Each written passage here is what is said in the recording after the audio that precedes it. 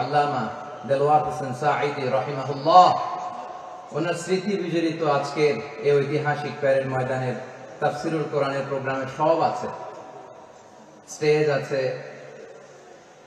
শ্রোতা আছে, প্যান্ডেল আছে, মিডিয়া কাভারেজ আছে, কিন্তু আমাদের কলিজার টুকরাটা আমাদের মাঝে নাই।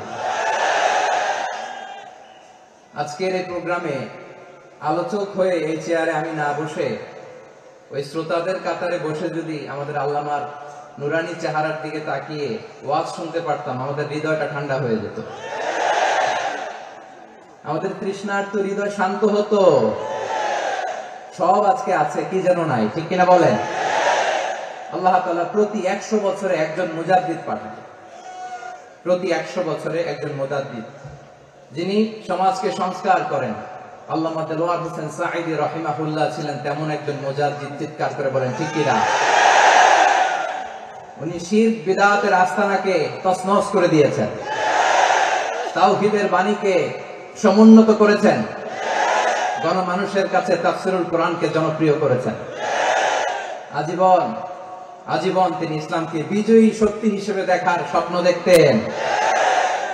এত প্রাঞ্জল ভাষা, এত চমৎকার আধুনিক প্রেজেন্টেশন, গণমানুষের কাছে কোরআনের তাফসিরকে এভাবে জনপ্রিয় করে তোলার মতো ব্যক্তিত্ব আল্লামা সাঈদী ছাড়া দ্বিতীয় কেউ এই বাংলার ভূখণ্ডে না।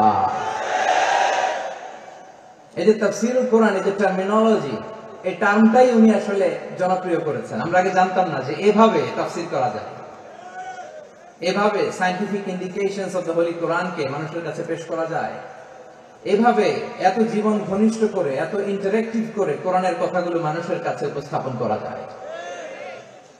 উনি অন্যায়ের বিরুদ্ধে সবসময় সোচ্চার ছিলেন, প্রতিবাদী কণ্ঠস্বর ছিলেন।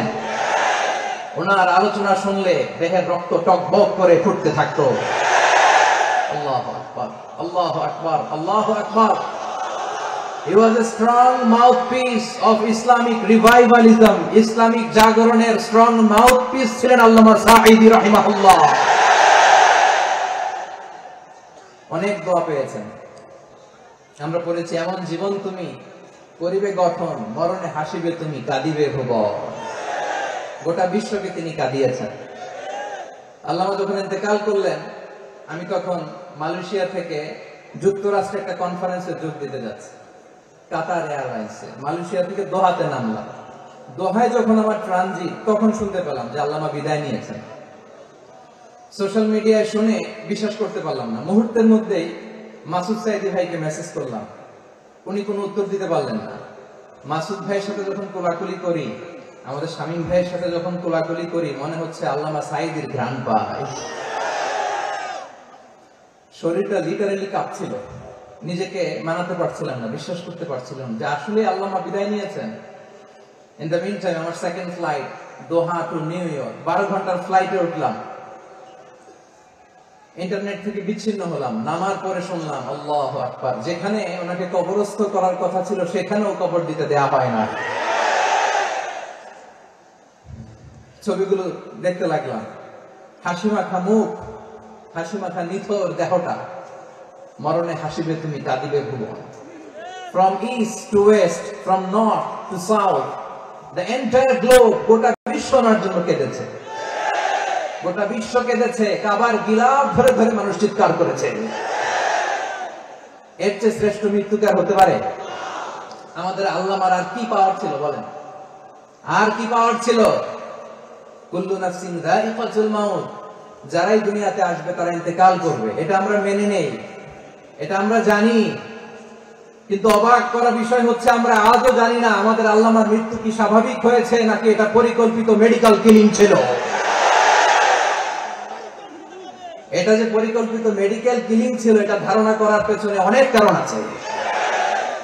তিনি আধিপত্যবাদের বিরুদ্ধে সোচ্চার ছিলেন, ফ্যাসিবাদের বিরুদ্ধে সোচ্চার ছিলেন, রাজনৈতিক প্রতিহিংসার শিকার ছিলেন। এজন্য এটা মেডিকেল কিলিং হতে পারে এ ধারণা আমরা করতেই পারি। আওয়াজ করে বলেন ঠিক কিনা? যে সময়টা আমরা কাটাচ্ছি, এত সুন্দর সময় বাংলাদেশ আর পাবে না। আমাদের জন্মের পর থেকে এরকম চমৎকার সময় আমরা পাই নাই। এটাই আসল সময়। আমরা ইন্টারিম গভর্নমেন্টের কাছে দাবি জানাই, উচ্চতর তদন্ত কমিটি করে এটাকে হত্যাকাণ্ড ছিল নাকি স্বাভাবিক মৃত্যু ছিল, এই রিপোর্ট গণমানুষের কাছে প্রচার করে জানাতে হবে। এই দাবির সাথে কি সবাই আপনারা একমত? কারা কারা একমত হাত তুলে দেখান।